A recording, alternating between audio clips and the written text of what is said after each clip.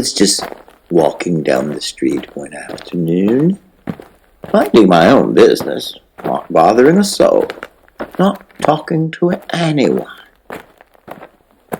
But that man, he was an ugly man too. I mean, really ugly. He came up to me and he said, well, really, he didn't say anything, because before he could say a word, I said, I have no money. He said then, after I said I had no money, he said, I don't want your money. I thought to myself, well, you're the first person. But I didn't say that. Instead, I said, well, what do you want? He said, I want your soul. I didn't know what to say in return. Nobody's ever asked for my soul before. I've been asked for money many times. I've been asked for food, for work even. But for my soul? Plus, actually, I don't even know how I would give someone my soul. So I said, what are you talking about? And he said, I've come for your soul. Will you give it to me?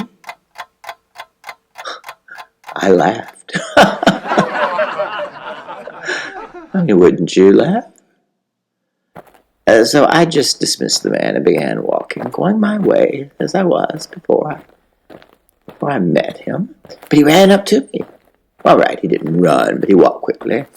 And he said, if you don't give it to me, I'll take it. I stopped and I turned to him. I said, what are you talking about, my good man?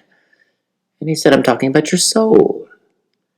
He said, if you don't give me your soul willingly, voluntarily, I'm going to take it from you.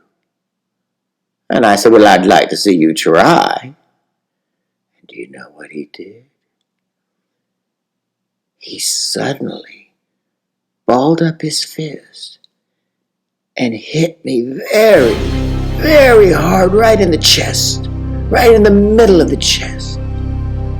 It knocked the breath out of me. Then I saw that his hand was inside my chest. I couldn't see his hand at all. I could just see his wrist, his arm. The next thing I know, he has pulled his arm out, and his hand is holding my still beating heart. To say that I was surprised would indeed be an understatement. I just stood there. I'm surprised I didn't fall down, but I didn't. I just stood there, staring at my beating heart in his bloody hand. And I said, is that my soul? He looked at me for a long moment, looked at me in the eyes. He had those black eyes, the kind with no pupils. Or perhaps they're all pupils, I don't know. And he said, no, I don't have your soul. I have your heart. But I'll trade your heart for your soul. Now that was something I had to think about. Because everyone knows you have to have a heart to live. I don't know that you have to have a soul to live, at least on this earth. But you have to have a heart. But then again, to lose one's soul, well, it's not a good thing. So I didn't respond right away. And he said, well, give me your answer. And then do you know what he did?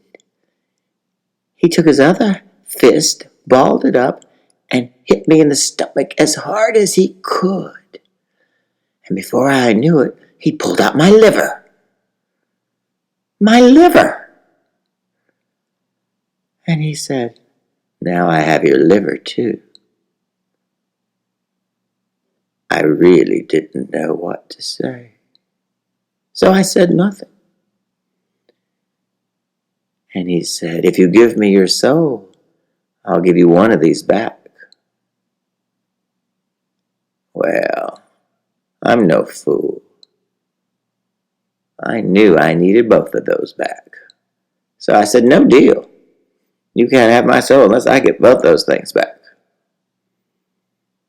He looked at me again with those black eyes, those black pupilless eyes.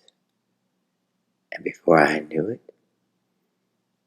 he pushed his fist back into my body, returning my heart. And then his other fist he pushed into my chest, returning my liver. And then I realized it. He'd put my liver where my heart should have been, and my heart where my liver should have been. I knew this would not be good. And I said, "Look what you've done. Now I have a liver where I should have had a heart." And he said, "No one will notice." And I thought, well, if they don't do an x-ray, he could be right. I mean, I can't say for sure that anyone's liver is where it's supposed to be. And I said, "No, I'm not giving you my soul if you don't do it correctly." And when he went to hit me again, I backed away, and I said, no, that hurts. Enough is enough is enough. And I started to walk away. I thought he was going to follow me. I thought he might chase me. I thought he might knock me down, but he didn't. He just stood there and watched. So I went home, and I lay in bed that night, and I thought about what had happened that day, and I thought that was the most unusual day. So the next day I was concerned about it, and I decided I'd go to my doctor. And I said, "Doctor, I think there's a liver where my heart ought to be." The doctor looked at me. He said, "What?" I said, "You see, a man pulled out my liver and pulled out my heart, and when he put them back the wrong places." The doctor just looked at me. And then he began writing on a piece of paper. I wanted to see what he was writing, but good taste dictated that I pretend not to notice.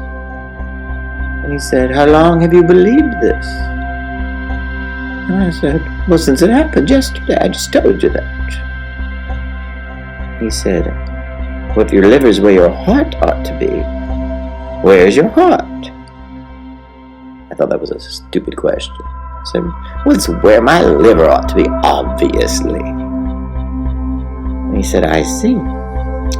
He said, "Well, looking at your blood pressure and your heart rate and your other vital signs, you seem like you're doing all right, so I wouldn't worry so much about it.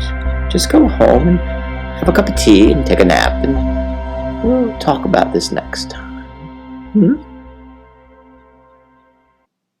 I said, "Well, I hope you're not going to charge me full price for that." And I left. And he did charge me full price for that. And that night, I was lying in bed. I hadn't gone to sleep yet. It was still quite early, but I was tired. And someone came knocking at the door. And I thought, who could that be? And I went to the door, and it was the man in the street. That same man with the black eyes and no pupils. And he said, "I've come for your soul." And I said, "What? Again? Are you going to do this again? Are you going to pull out my gallbladder this time?"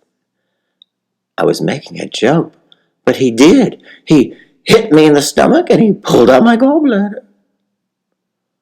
I said, "Ouch, that hurt." He said, "You haven't felt pain till I pull out your kidney." And lo and behold, that's what he did, and it did hurt. And I said, "This is preposterous. This is the most bizarre thing I've done all week."